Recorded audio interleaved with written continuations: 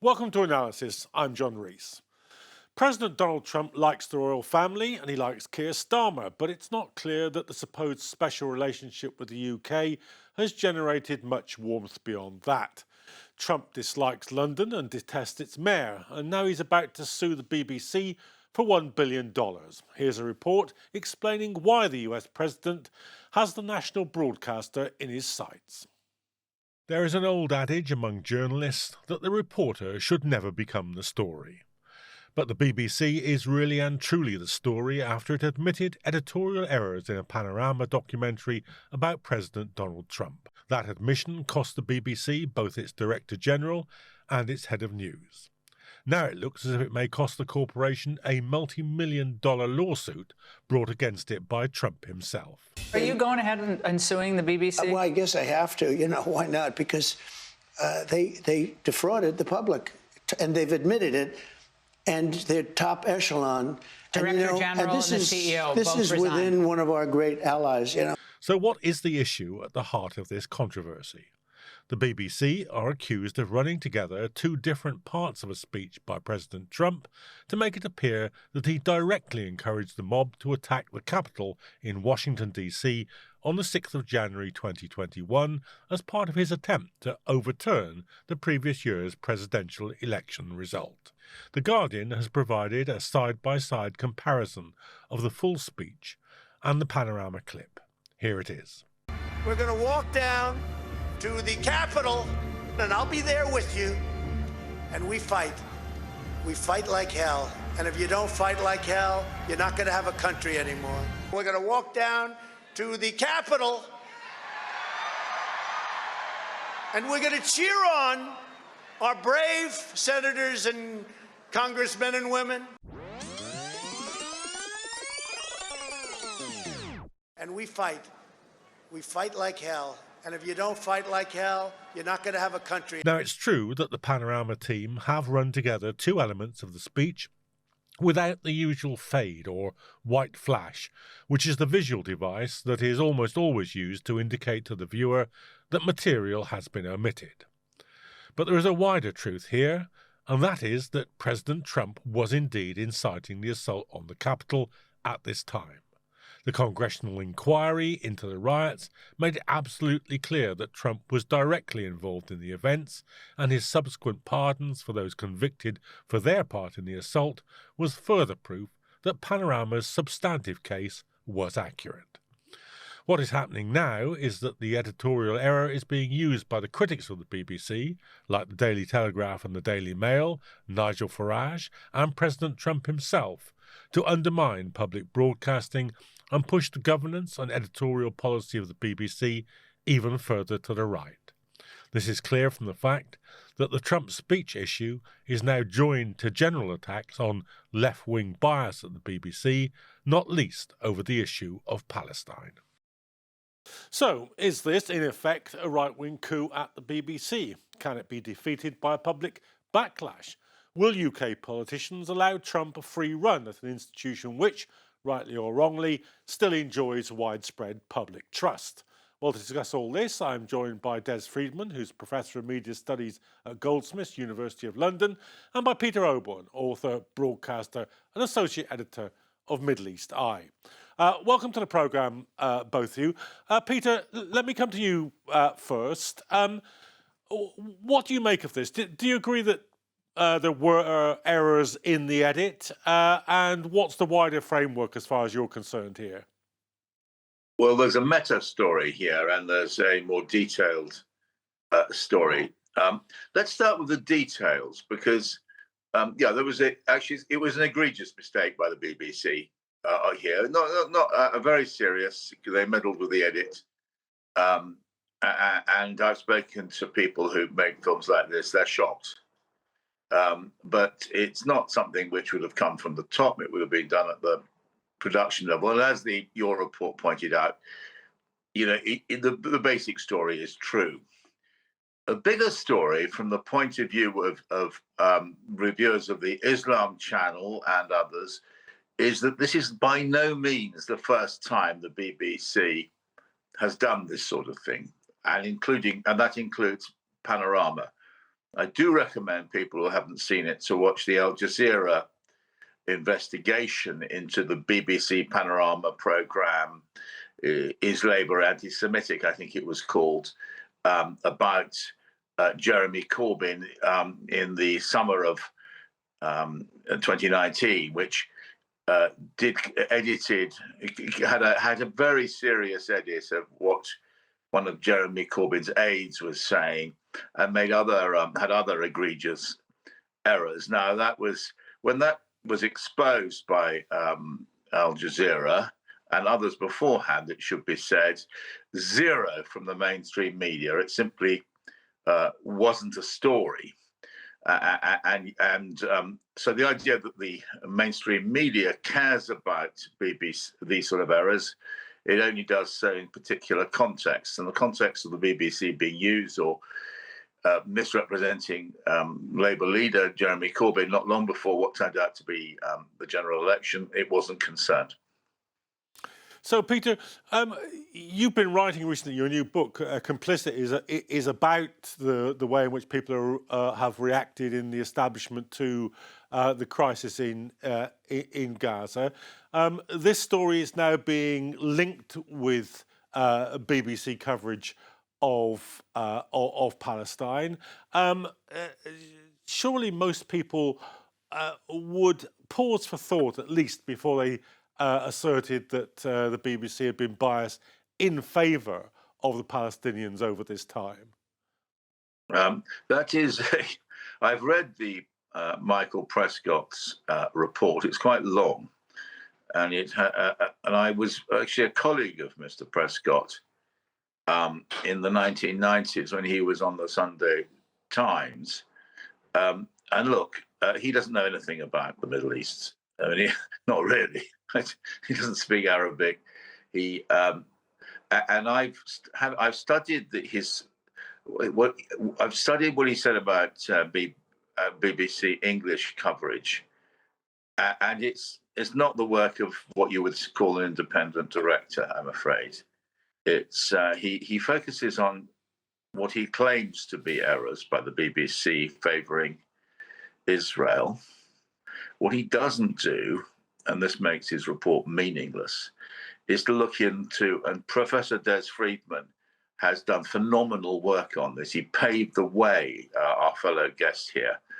We should acknowledge this in exposing the misreporting, not just by the BBC, but by the wider press of the war on Gaza. Now, the BBC, as Professor Freedman has shown, but also a phenomenally detailed and unrebutted report by the Centre for Media Monitoring, has been prodigiously biased in favour of Israel in its general reporting.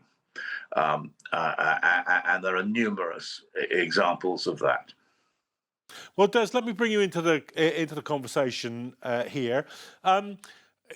Can Trump sue the BBC? And if he sued the BBC, what would that mean?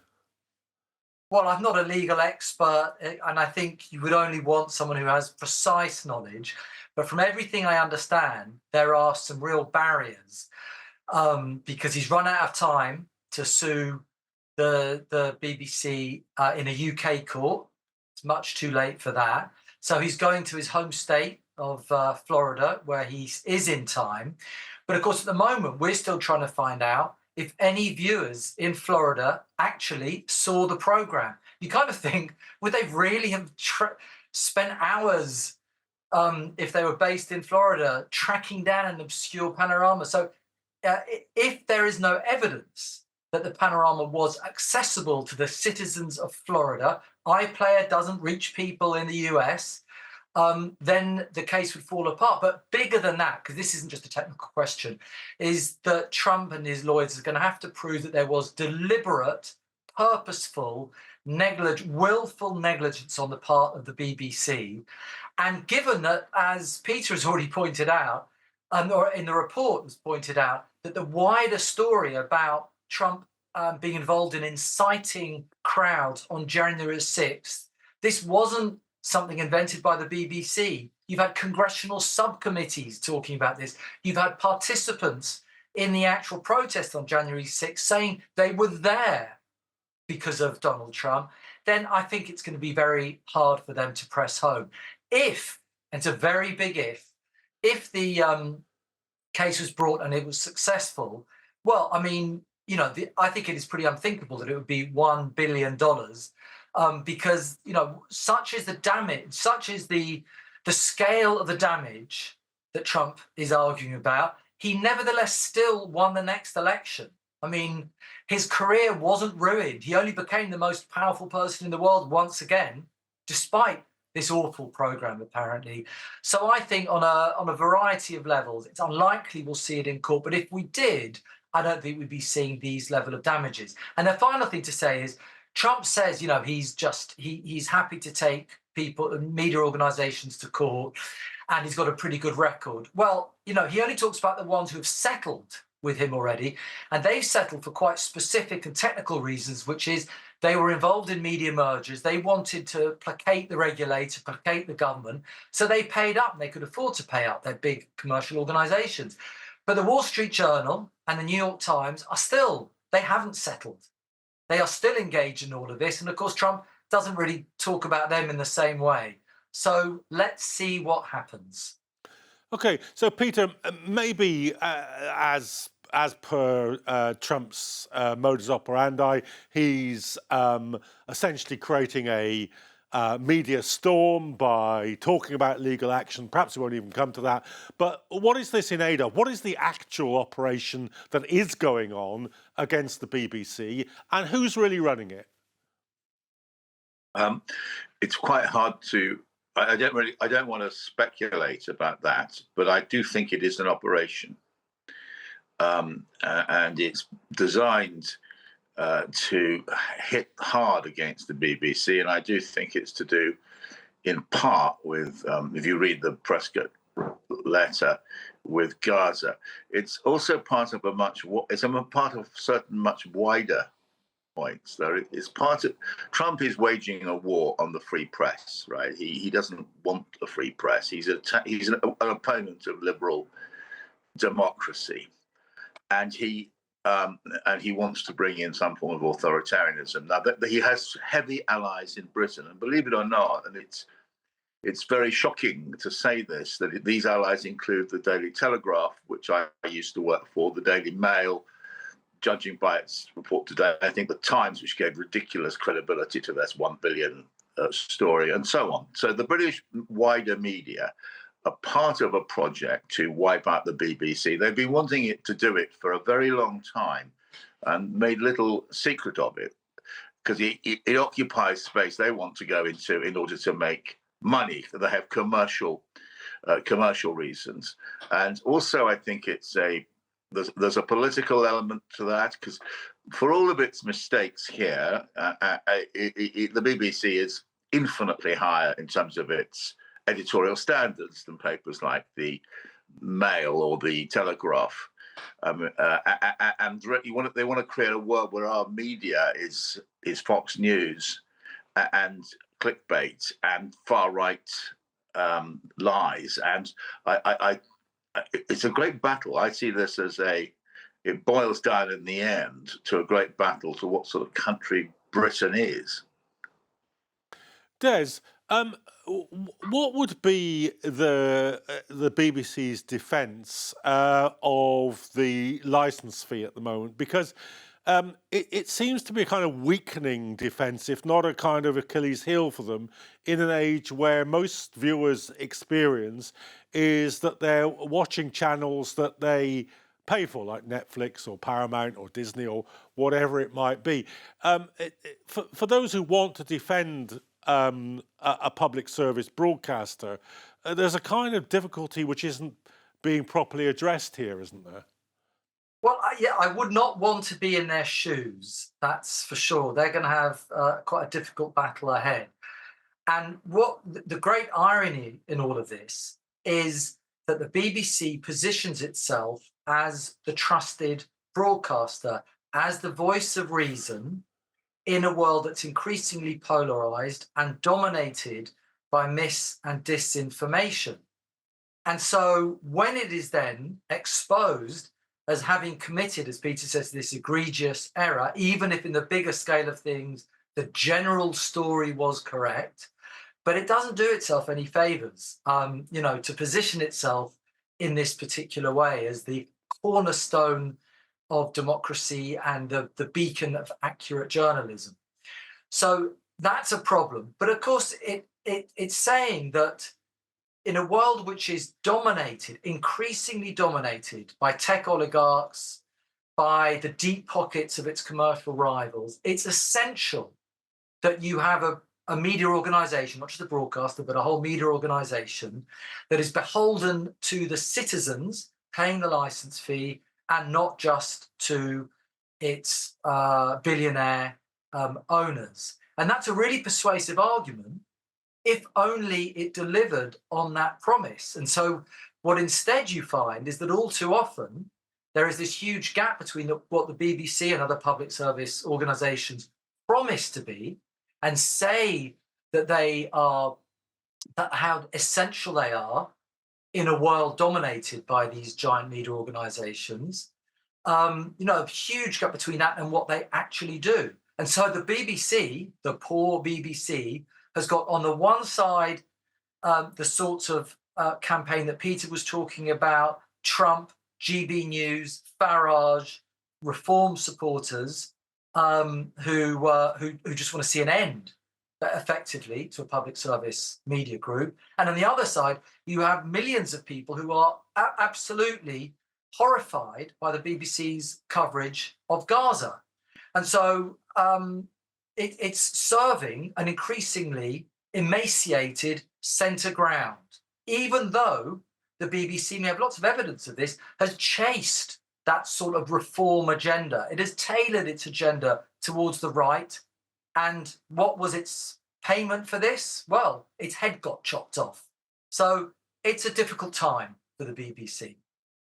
Peter, isn't this the sort of larger story of the crisis of British politics, that the political centre is dissolving and it can't properly defend itself because, in the end of the day, it's more worried about allying with the left than it is adapting itself to the right, and it loses at that game? Is this not the overall story?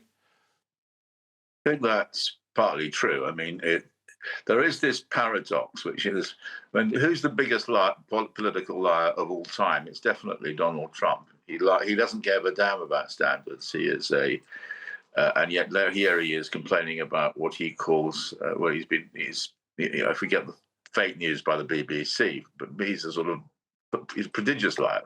And then in Britain, the politician leading the attack, was Boris Johnson, who again he's a prodigious liar, doesn't give a damn about media standards, and yet the BBC, which does profess to care about media standards, is coming under withering attack from both the president of a foreign country and a former British Prime Minister in alliance with the mass media here. And there's a sort of false, it's a very unfair playing field. If you're on the far right, like Johnson now is, or Farage, or Tommy Robinson, or GB News, etc., nobody cares whether you tell the truth. Whereas the BBC just has to make one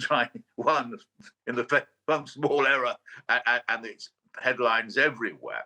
There is a grotesque unfairness and hypocrisy here, and I do think, and there's a further point I'd like to, a meta point. It's an attempt by America to capture Britain. And we're seeing it elsewhere. I mean, Des Freedman will tell you much more about this. There's an attempt by America to basically buy British broadcasters. I think ITV, is it not, under? And this is, and to knock out the BBC would be a great victory for these media oligarchs who have perverted American politics, that is why I think that whatever our horror, our annoyance, and actually anger about some of the BBC's reporting in the past, this is a great battle for our time.